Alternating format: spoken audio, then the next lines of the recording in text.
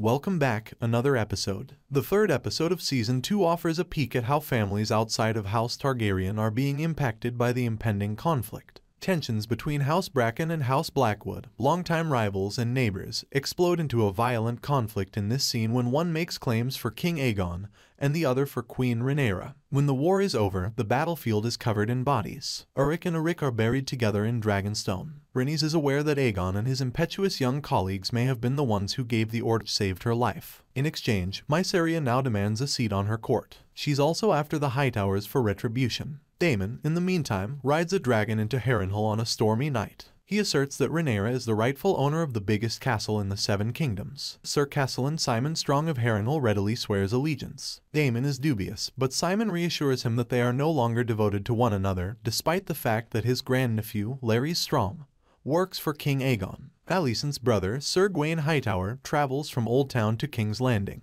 Rhaenyra's councilmen believe they are more knowledgeable than she is. They believe she is exposed and weak, and they wish to battle with dragons. In essence, they say to her, "Leave us to handle this, why don't you hide somewhere safe?" But Rhaenyra argues that would be treasonous. With tears in her eyes, Rhaenyra bids farewell to Rhaena and the young dragons Tyraxes and Stormcloud, who are owed to Lady Arryn. In case everything in Dragonstone goes wrong, Rhaenyra also carries 4 dragon eggs with Rhaena. Another trying time for Alicent and Helaena, mother and daughter, back in King's Landing.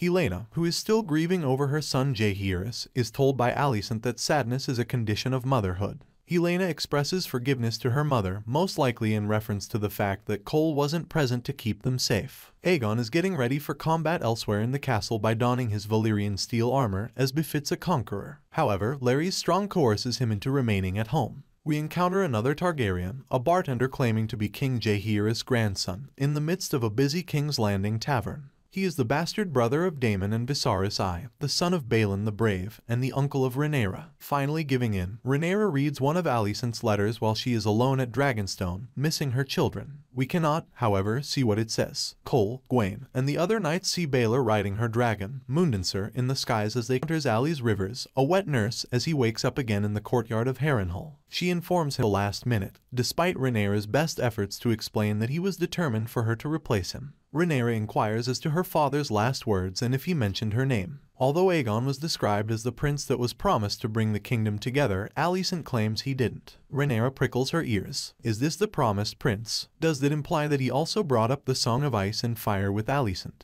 Because Alicent is perplexed, her friend clarifies, Viserys once related this tale about Aegon the Conqueror. Alicent begins to realize it. It was Aegon the Conqueror, not Aegon their son, that her late husband was speaking of. There is a significant miscommunication. For more videos, subscribe.